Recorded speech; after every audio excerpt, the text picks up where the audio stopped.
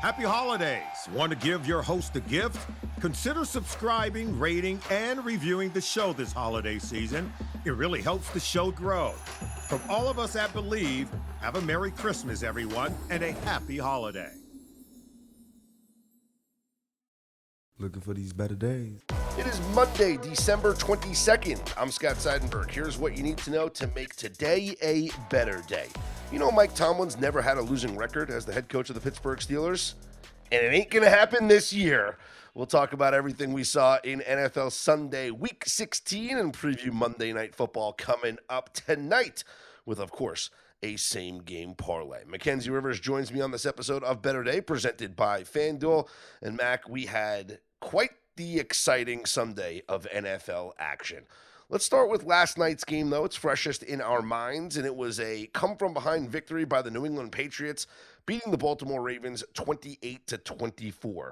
Big story out of this game, obviously, Lamar Jackson injuring his back late in the first half, left the game with about a minute to go in the first half, was helped to the locker room, and was announced out for the remainder of the game. So Snoop Huntley had to come in. He was 9 of 10 passing for 65 yards, also ran the ball just, twice. But Derrick Henry had a big second half. He finished 18 carries for 128 yards, but yet didn't touch the football again, Mackenzie, after his second touchdown of the game. I'm hearing a lot of people talk about this. It was 2 possessions. One of them they were trailing and they fumbled on the second play. One of them they had a backup running back come in. Maybe they were trying to spell him for the last, 5 minutes of the game. He took like 3 plays off. That's it. But he wasn't in there and they lost, so. And that is what Harbaugh said after the game, is that he should have been in on that final drive, but they were trying to rotate, and the plan was, you'll have Keaton Mitchell get this couple of plays, and then Derrick Henry will be in on the next drive or whatever it was. But a lot is being talked about that. A lot's being talked about Harbaugh's future here with the Baltimore Ravens. Future. Or lack thereof with the Baltimore Ravens. I'll ask you right now, is it time for a change in Baltimore? I think it's a pretty fair gauntlet. They're at Packers, at Pittsburgh to end the season. Mike Tomlin clinches, as you mentioned in the opening. No losing seasons for him since 2008. Mm-hmm. Well, they could have a losing season here, or they could have a winning season. They have 2 games left. They got to win them both. It doesn't matter, though, because with the Steelers winning against the Lions. I'm not saying it necessarily matters for the playoffs. I'm saying okay. If Harbaugh can avoid a losing season, keep him. Mm-hmm. If not, don't. Pretty simple. Let the performance play it out. Yeah, well, they're not making the playoffs because if the Steelers beat the Browns next week, the Steelers clinch the division and it's over. So that Week 18 game means nothing. That's the benefit that the Steelers had by pulling off this victory over the Detroit Lions. And yesterday. That game is at Cleveland, so yeah, they probably win anyway. Yeah, there you have it. So I thought that this was going to be like a heroic crowning achievement here for Baltimore, winning without Lamar Jackson in the second half, but man, disappointing defensive performance. Drake May, keeping himself in the MVP conversation despite a terrible first half in which he fumbled the ball away, in which he threw an interception on their opening drive. He still finishes 31 of 44 for 380 yards, 2 touchdowns and the interception, 10 carries for 25 yards. And with this win, they inch closer and closer to clinching the NFC East and maybe even getting the 1 seed in the AFC playoff picture. And Drake May is right here with Matthew Stafford now, up on FanDuel. Stafford minus 195 for the MVP. Drake May plus 170. From a big picture sports writer point of view, the Rams are probably going to be 5th in the NFC and have more losses than the Patriots, who have right now the same record as the Broncos at the top of the AFC. Can you separate them? Does Drake May just get the best player on the best team nod? I mean, I think Stafford's been a lot better, like on a per play basis. I think like the Rams are the best offense in the NFL every week, even when they lose. Stafford's been a lot better. Matthew Stafford leads the NFL in passing. He's the only quarterback to throw for over 4,000 yards so far this season, right? Drake May, he's had a nice season. He's like top 5 in passing yardage, but he's not number 1. Matthew Stafford has thrown for 40 touchdown passes this year to 5 interceptions. Yes, Drake May has had a great season, and Drake May had a great performance, to will his team to a victory. He's thrown for 25 touchdowns to 8 interceptions. Matthew Stafford's thrown for 40 touchdowns this year.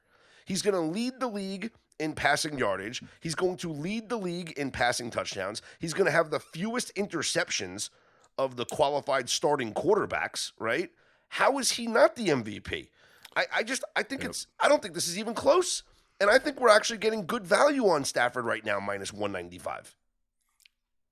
And I think the fact that Rams aren't going to lose the rest of the way, meaning so I don't see how the odds really change. I don't really see how the sentiment changes unless they're upset by what did they have, the Cardinals and the Falcons or something?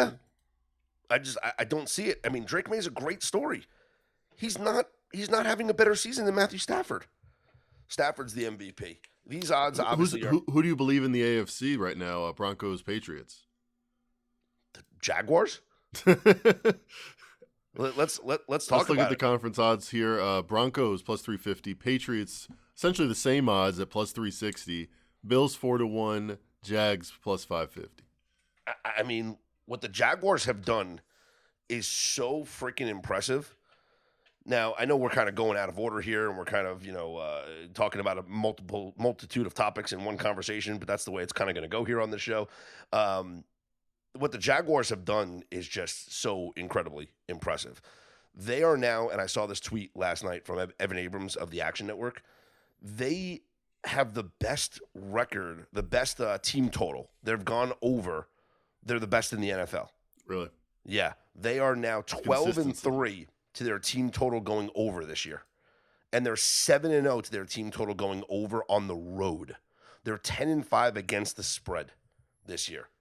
How could we not be more impressed with the Jacksonville Jaguars? The last game they lost against Davis Mills was that freak fourth quarter where they gave up like 21 points to the Texans. That started their winning streak.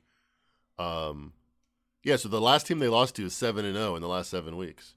That's what I'm saying. I mean, I guess the one argument you can make, like that's anti-Jaguars, I guess, is that maybe this win over the Broncos is like the only time they've beaten a good team this year. It's pretty good data point at Denver. Yeah, sure. But I mean, they lose in week 2 to the Bengals, right? At the Bengals. And that was Jake Browning game, by the way, right? They lost to the Seahawks. They lost to the Rams. They lost to the Texans. They beat the Niners. Come on. They beat the 49ers, but that was a Mac back Jones. in 94. That was a Brock Purdy game. All right, my bad. Yeah, that was Brock Purdy's last game before he went injured. And they did beat the Kansas City Chiefs. At the which time was that was that fluky pick six game, which we all, I myself, I shouldn't say we all wrote off. But, I mean, in hindsight, they were at least in that game, and they won it. Yeah. So what do you want? And maybe the Jags are like versus Indy at home. I know they always win there, but that's a comfortable win, even if they got some help with injuries. Yeah. So maybe the Jaguars deserve a little bit more respect here. That was a good win in Denver yesterday. I mean, that's a great win in Denver yesterday. And RJ Harvey had a good performance here for the Broncos, both running and receiving. But Trevor Lawrence throwing for 279 yards, 3 touchdowns, 0 interceptions, running for a touchdown as well. What are his MVP odds right now? 10 touchdowns, 0 picks the last 3 games. He's the 83 QBR, 96. He's really.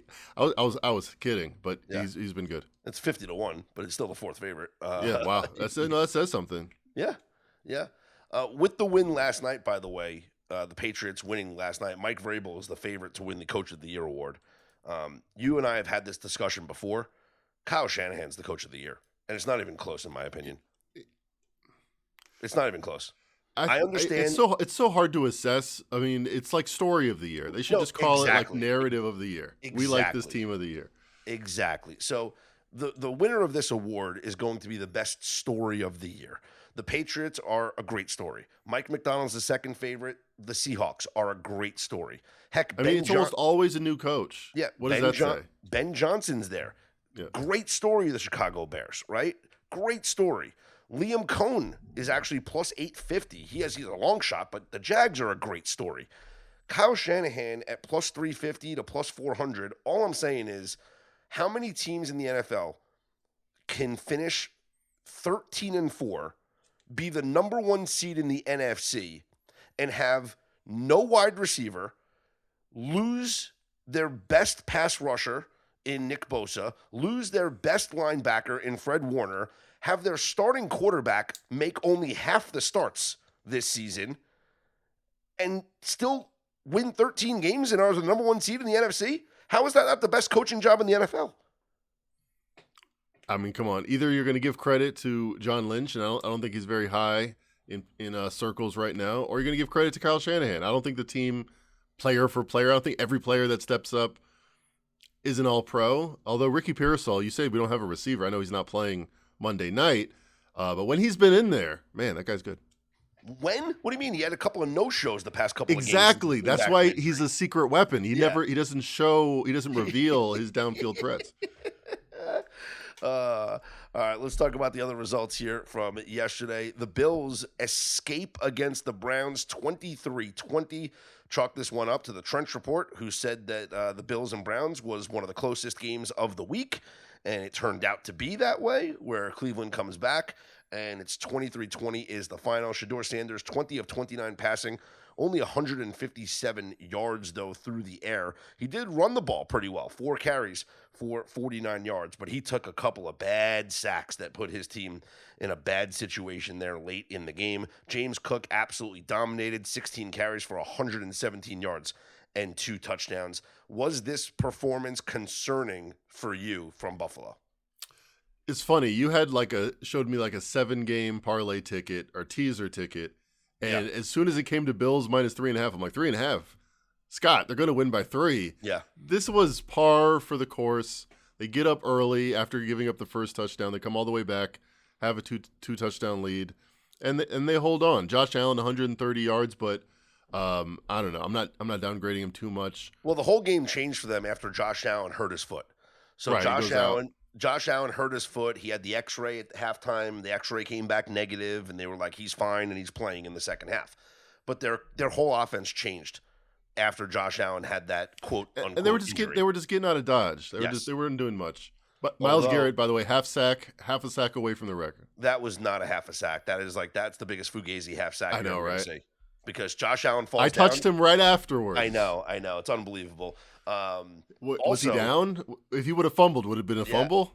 Also, the Bills, actually, they almost had a chance to cover push the line of 10, because on the 4th down and goal, Josh Allen had a touchdown pass that I think it was Dalton Kincaid or Dawson Knox. One of the tight ends dropped the ball there. So the Bills had the football, and it was, who was it? It was Dawson Knox. Dawson Knox dropped the that wasn't it. Was it Dawson Knox? Yeah, yes, it was. Dawson Knox dropped the football wide open in the end zone, and it would have given them a 30-20 lead. So it was an NFL spread. There was 5 seconds left, and the ball was in the air, and either team could have covered. Yep, absolutely.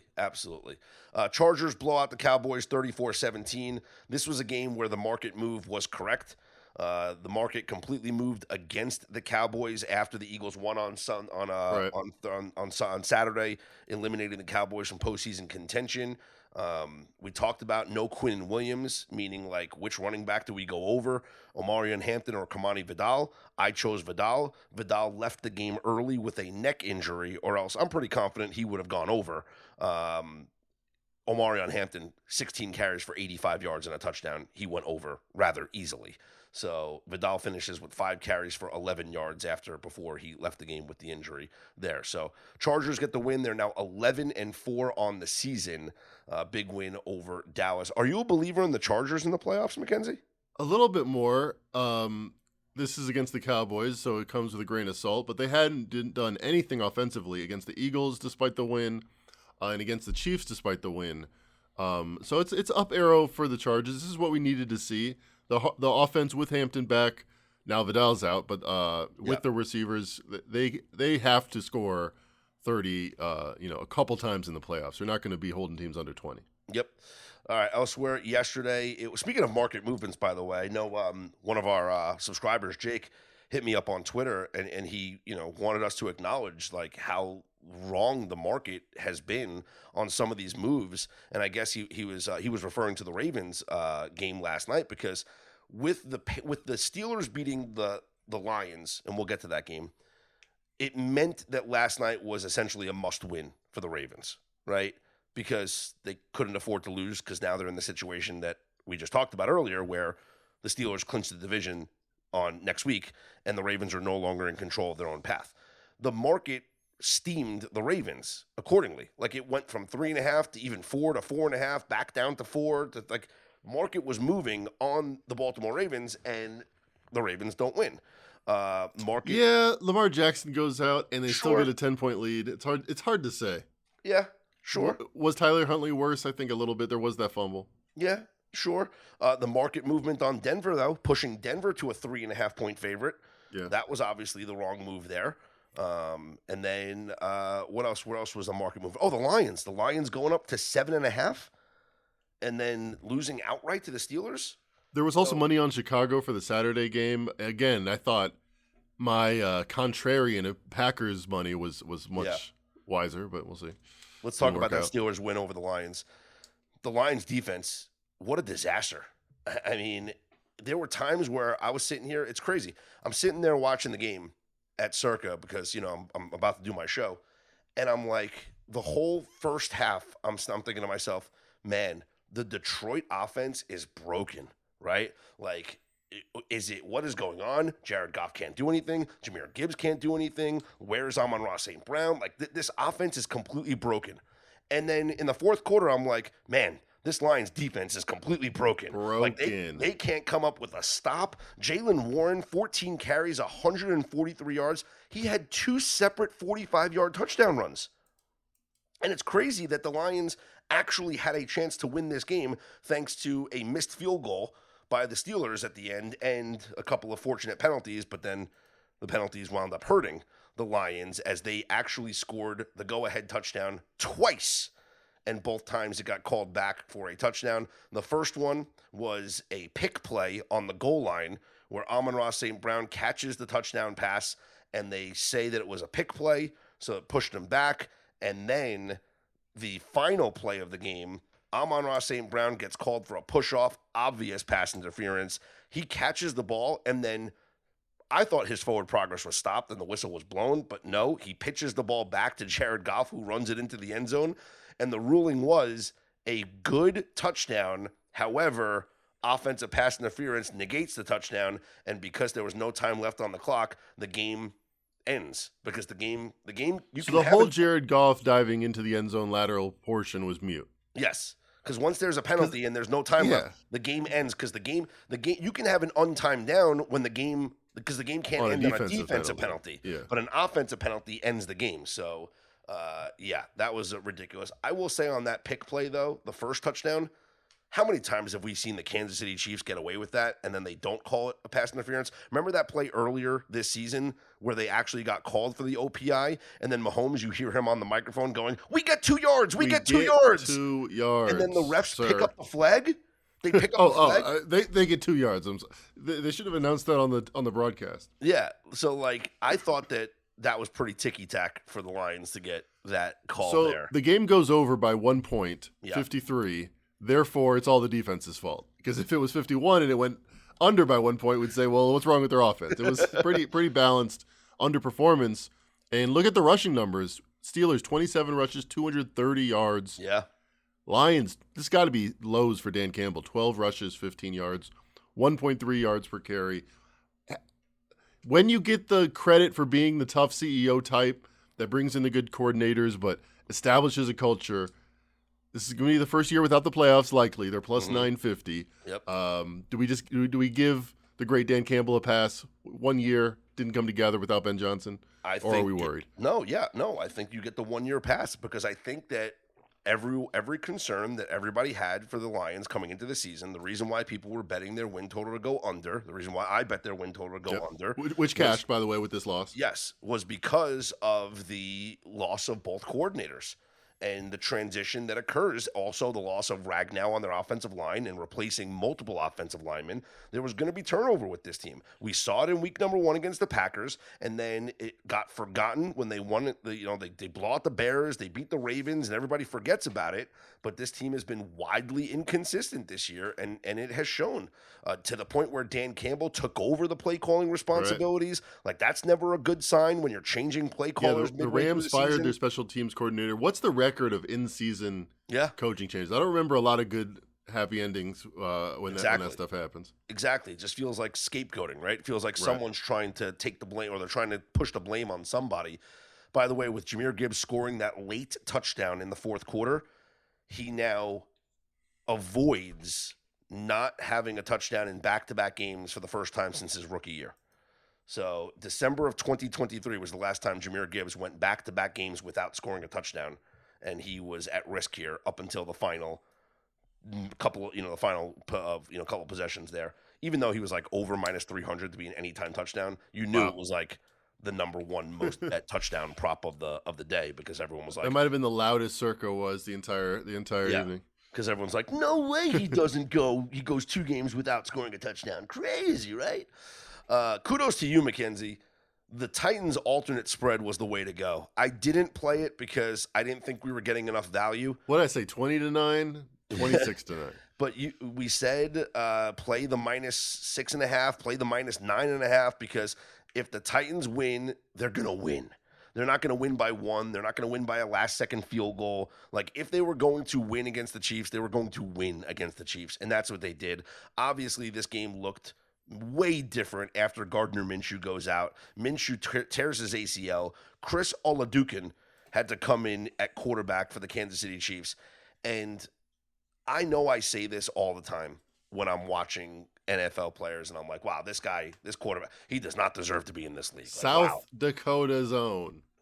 Mackenzie, this kid has no business being in the NFL. South Dakota State's own. I mean, you watch some of those throws. Now, was he nervous? Was he, I mean, it's the Tennessee Titans. I mean, give me a break here. But my goodness. He was literally working in the PR department 2 weeks ago. Yeah, like my goodness. And you know something? Watching Oladukin play quarterback, I understand now why Phillip Rivers came out of retirement for the Indianapolis Colts, because if their option was to take a quarterback that's going to look like that, then or Brady Cook for the Jets, maybe Rivers was a better option for them. We'll get to Rivers here coming up for Monday Night Football, but yeah, how about your potential Christmas Day NFL starting quarterbacks? Josh Johnson for the Commanders against the Cowboys. Guess who's back? Max Brosmer for the Vikings against the Lions, and Chris Oladukin for the Chiefs against the Broncos. I mean, could you imagine, if you're a Circa Survivor participant, you must be missing. Oh yeah, and Jared Goff and Bo Nix. Yeah, and Dak Prescott. Sure. But you have to be looking for the chop right now, right? Like, looking at the contestants that are alive still, I don't think any of them have the Broncos or Lions available. My Bet Online Survivor was not Christmas only, but this is just these 3 games. Hopefully you save the Cowboys for some reason. I know, unless you just got a chop, right? Or you take one of the teams and then you just bet a shit ton of money on the other side, and hope to whatever you lose, but you cash out. That's why Circa does the whole line of credit here. Once you get down to these final weeks, is because they allow you to cash in on your ticket. So Are they sponsored by Dollar Loan Center? No, well, Derek Stevens got a lot of money, and it's actually smart for him to do it, because with each implied value being well over $1 million, right? You can either pay that out, or they get eliminated, but they hedged out for a couple $100,000. I think it's a win-win, right? Absolutely. Why not do the accounting before the government gets involved? Yeah, it's a win-win for everybody. Drinking and driving is a decision that will change your whole world.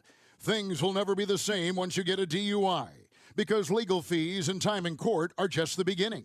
Getting into a crash is another way your world could be irreversibly changed after drinking and driving.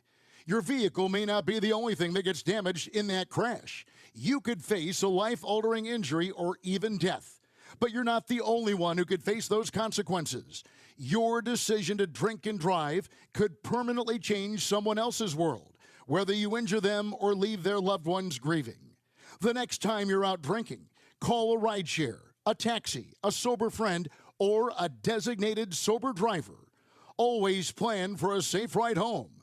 The only decision that'll change your world for the better is the decision to call for a sober ride. It's never worth it to drive drunk. Don't risk it. Drive sober or get pulled over. Paid for by NHTSA. Let's talk about the Bengals blowing out the Dolphins 45-21. This game goes over very easily.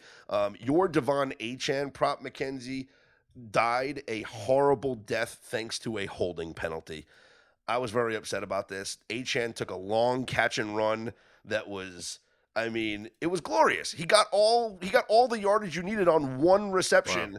Wow. And it was the whole game I was thinking, like, we just need one.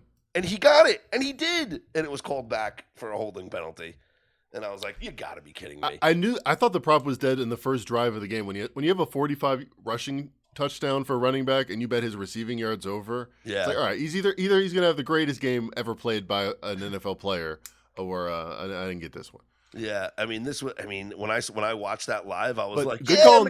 I was like, good call on the over. We talked about that. Mac. We talked about that on the live stream. The over made a lot of sense in this game. Yes, and it got there. The Bengals by themselves almost went over. And by the way, shout out to those who joined us on our surprise pop-up live stream. We did a live stream yesterday morning, about an hour before kickoff, on the main Better Day Picks channel for insider members, or really for every member. And I thought it went well. We didn't have, we had a decent turnout. A couple of people asked questions, and I'm glad that, it turned out well. And I think one of the things that was talked about during the live stream is having some sort of community where people can interact with each other. And so I'm actually going to do that. So I guess hidden in this podcast will be an announcement, is on for Better Day Insider members and Better Day Premium members, but for Better Day Insider members in the chat, in the Better Day Picks channel on Telegram, I will be adding a discussion button. So for every post that gets made, you can click on discussion. It'll take you to a separate group chat where you can interact with each other, comment on everything. And the way I like it this way, because you can kind of isolate the themes, instead of like having it just be all over the place, you can directly comment and discuss on a certain pick that gets sent out. Or I might send out something like for tonight. I might just say, hey guys, who do we like tonight, or what props do we like here for Monday Night Football? Click on the discussion tab, and you guys can talk, and we can kind of have a whole group think. So that's what we're going to launch here coming up later on today. But yeah, Mackenzie, that HN catch and run was for 31 yards and got called back for a holding penalty. So would have gone over his combo prop, would have been right there. Yeah. So send your complaints to T. Weeze, Miami, who got called for that penalty. Okay, send your complaints there. Will do. Vikings beat the Giants 16-13. J.J. McCarthy leaves with a hand injury. Max Brosmer takes over. When that happened, we sent out a live bet to premium members on the Vikings team total under 20.5. They did not score another offensive touchdown. They only got a field goal in the fourth quarter, so cashes that 16-13 final score. Terrible performance from Jackson Dart, as Brian Flores has owned the New York Giants over the past several seasons. Saints. Is this performance bad enough, or you're drafting a quarterback? No, you're not. You're still not drafting a quarterback. Ever. No, ever. He's there forever, Mackenzie. He's the new Eli. The Saints, a 29-6 win over the New York Jets. Tyler Shuck, 308 yards and a touchdown. The Saints have won 3 straight games. Have the Saints now showed you enough that they will not be drafting a quarterback?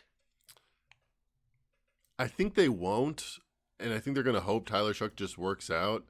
But I think secretly it's really they're just doing a couple of years trying to get their books straight after overspending on the credit card year after year. Smart. Maybe they just draft the quarterback after this year. I'm not sure Tyler Shuck's the guy, though. Okay. Falcons, a 26-19 win over the Cardinals, where Bijan Robinson once again goes over his combo. The math just maths, right? 133 or 130 and a half total yards. 38% of the Falcons' yardage is Bijan Robinson, and he gets it. I mean, this is a cheat code every single game. It's unbelievable. Let's see. They had 342 yards. He gets 38%. So did he have 130? Math says he should have about 130. He had 100. Well, he went over that. He went over that. All right, his line so was 130. He's even improving on 38%. He had 160. He had 160. 167, I think. Or what do you have? He had over 160 yards. Yeah, like he 40. Wow, 48%. He had a day, Mackenzie. He had an absolute day. Also, the Trench Report had a day. We'll get to that in just a minute here. Let's talk about the Panthers beating the Bucks 23-20. I thought Tampa was the play here. This was not a good performance from Baker. 18 of 26, 145 yards, a touchdown, and an interception. That interception came on the final drive where the Bucks were driving with a chance to either tie the game or take the lead, Mackenzie. It's really regression to the Bucks winning every close game, every Baker Mayfield last drive, most of this season. On the balance, the Bucks just haven't been that good. Yeah. We were over emphasizing when they won early in the year, and the people are probably going to be more down on them. They can still come back and beat Carolina at home. Yeah, not out of the question that they can still win the division. And then the game that gave everybody a sweat in Survivor, the Texans outlasting the Raiders 23-21. Ashton Genty, 24 carries for 128 yards. He also had a 60-yard catch and run for a touchdown. I mean, Geno Smith comes in, and all of a sudden, this Raiders offense just boomed. And for the Texans, they didn't score an offensive touchdown until late in this game. Like, they had the pick six early, but no offensive touchdown until the fourth quarter. The defense was terrible. The offense was terrible. Just not a good performance here. Do you think the Texans were maybe, were they looking ahead to a matchup with the Chargers next week? Like, I don't know. Like, maybe they just completely disrespected and overlooked the Raiders here. I think the Raiders woke up. Geno Smith, a late addition. We were both surprised. We thought it'd be Kenny Pickett. And they end up going over their team total, almost winning the game. Can't be a coincidence that Geno Smith gets benched, gets hurt, whatever, comes back, has his best QBR game. I think this says more about the Raiders. The Texans, they barely won, but they really barely won the stats last week against the Cardinals. They were kind of, I think, taking a deep breath after a gauntlet of games, but they've won 7 in a row. You know, you don't get extra points for winning them pretty or winning them ugly. I wouldn't downgrade the Texans off of this close win. Okay. Before we get to our Monday Night Football same game parlay, let's tell you about the Trench Report, which continues to dominate. As far as like using the Trench Report to find edges in the market, the running back ones, Mackenzie, it's every single week now. We're like 4-1 every single week or 5-0. Like it's unbelievable. Number 1 rushing mismatch, Vikings over the Giants. Aaron Jones goes over. Number 2, Indianapolis Colts over the 49ers. We'll see if Jonathan Taylor can go over tonight. Number 3, Falcons over the Cardinals. Tyler Algier went over, but we also talked about how Bijan didn't go over because his prop was like in the 90s and he had 70-something rushing yards. But we talked about Bijan is more likely to go over his combo yards because of his receiving capabilities, and he did go way over his combo yards. But yeah, if you just played Tyler Algier as the backup running back to go over his rushing yards, he went over. On Thursday, Rams, both Kyron Williams and Blake Corum went over. And on Friday, the Bears, both DeAndre Swift and Kyle Monangai went over. The Trench Report, it's sign up at BetterDay.com. The Trench Report's available for Better Day Insider and Premium members. It pays for itself already. And I always stress, look, the things that we do on the website, it's about more than just picks. Like, yeah, do we give out picks? Do I got a picks page? Yeah, absolutely. But the goal of BetterDay.com is to create the community, to give you the tools to also formulate your own bets, which is why we do the Trench Report, which is why we do the power ratings, which is why we do, the model picks and things like that. It's to help you help give you the tools that you need to succeed. And the Trench Report is proving to be a tool each and every week that can help you dominate in your football betting, Mackenzie. And the so what did you add it up the running backs specifically? Because this is like the 8th week you've talked about this in a row. Yeah. I have all the numbers going back to week number 10.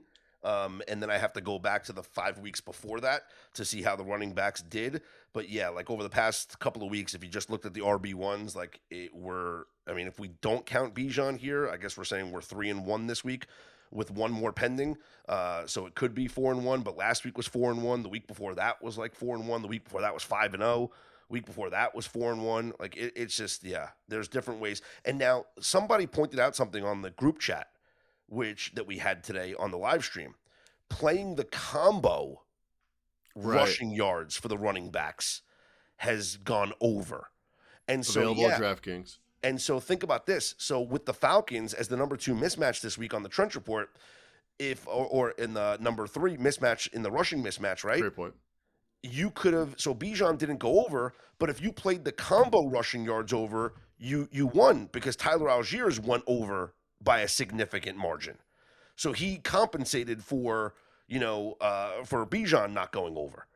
So you hit the over on the combo there. For the Vikings, I mean, Aaron Jones went over, so I'm sure the amount that he went over, I mean, Mason left the game with an injury, but that accommodated for that, helped accommodate. And then both running backs are going over here, like for the Rams and the Bears. So, yeah, it is. There's definitely ways to utilize the Trench Report, and this is one of them. The rushing mismatches. I mean, my goodness, when I see these numbers, I just get so stoked.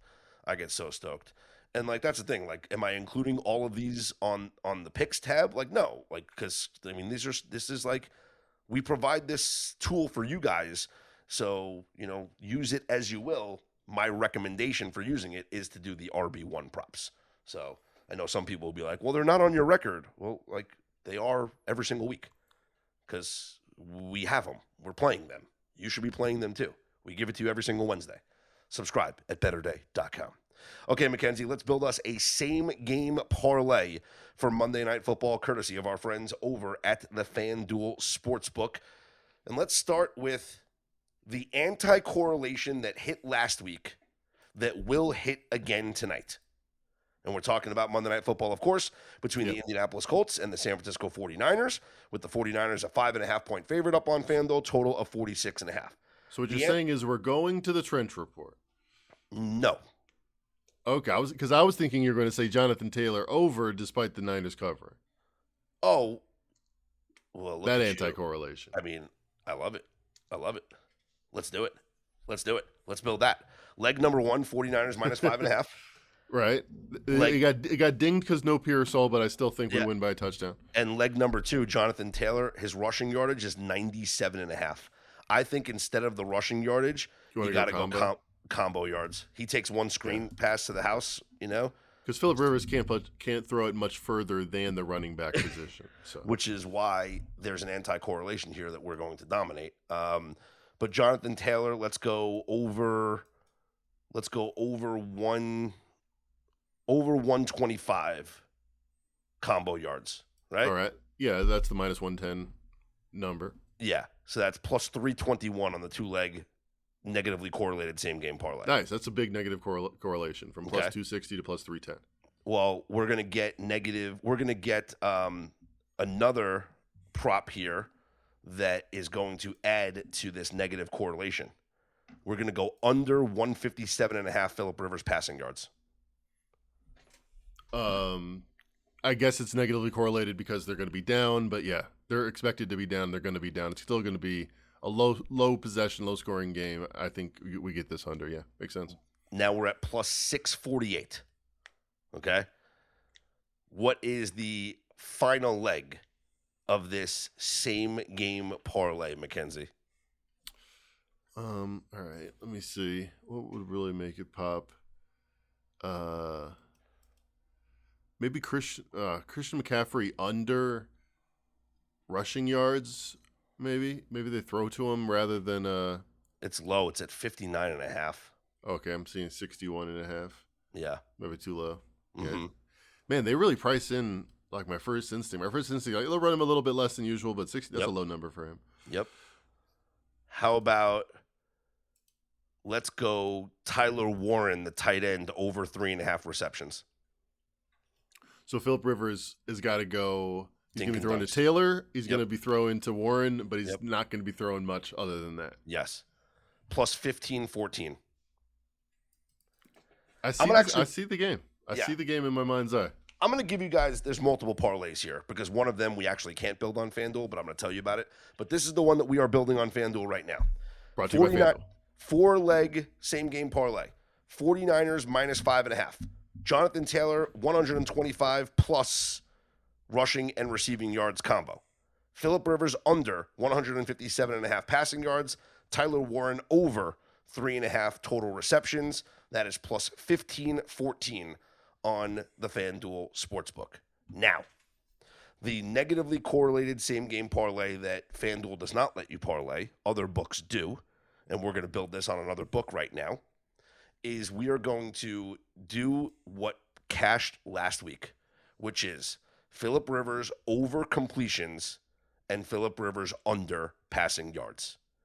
So we'll go under 159.5 for his passing yards and over 17.5 for his completions. That negatively correlated same game parlay is plus 415. Just those two legs. Just those two legs. And that's on a different book. I think you guys know which one. There's a crown involved. So I had a same game parlay that kind of goes against our main one, but I think it's in the similar vein. Jonathan Taylor's rushing prop is now 96.5 yards. Yep. His attempts, 23.5. Last week he ran 25 times, so over the attempts. They kept giving it to him for only 87 yards. I could see a similar instance where they're not getting a lot of success, but they don't really have another choice that they like. They don't want to have Phillip Rivers throwing more than they have to.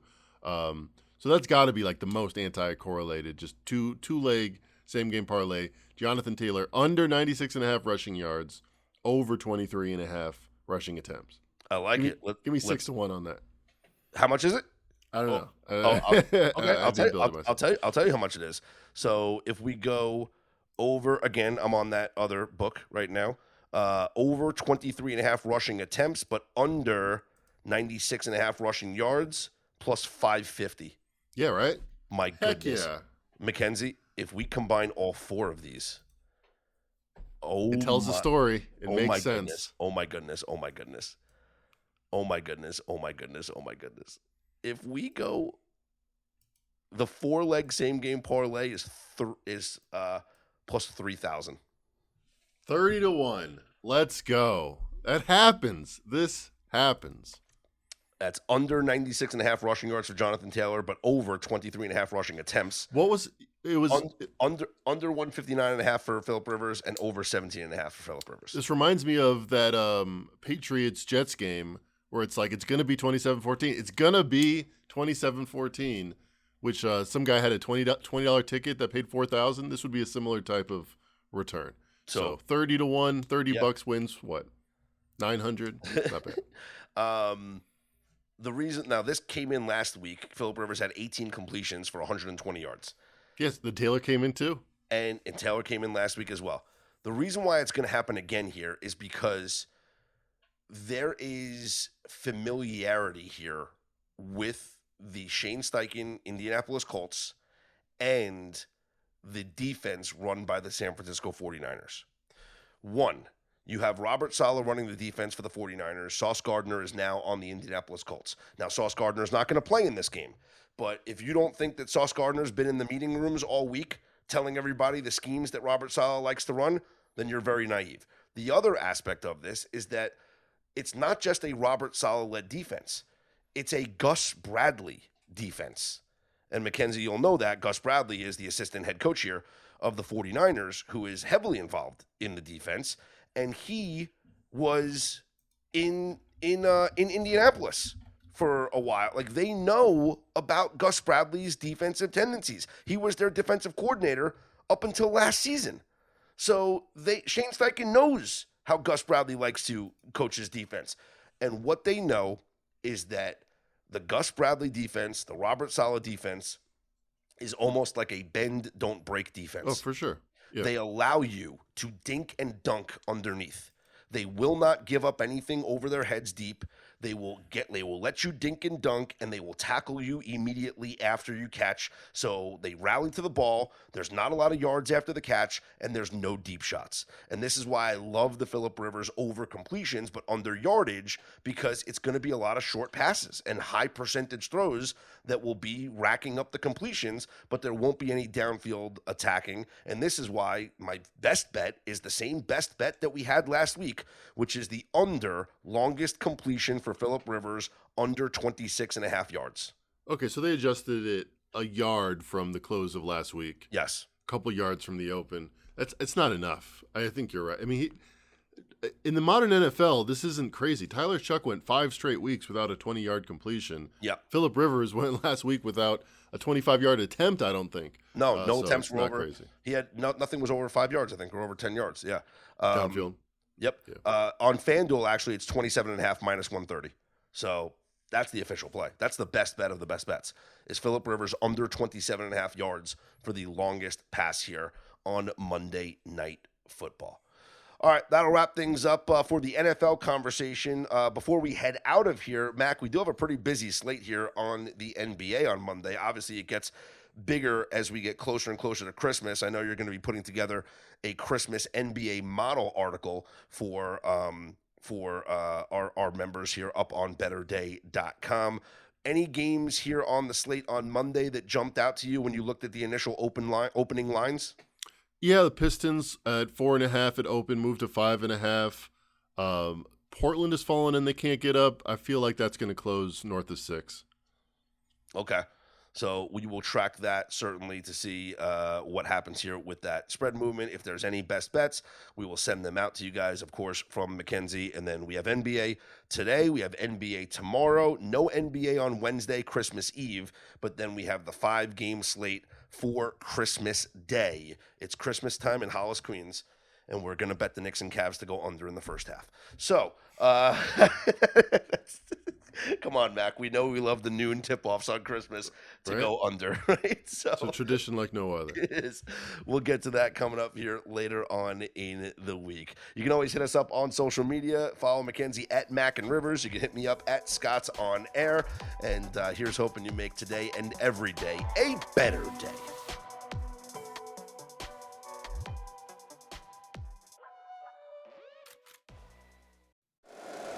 If you like the show, please take a moment to rate, review, and subscribe. It really does help the show to grow. Thank you for listening.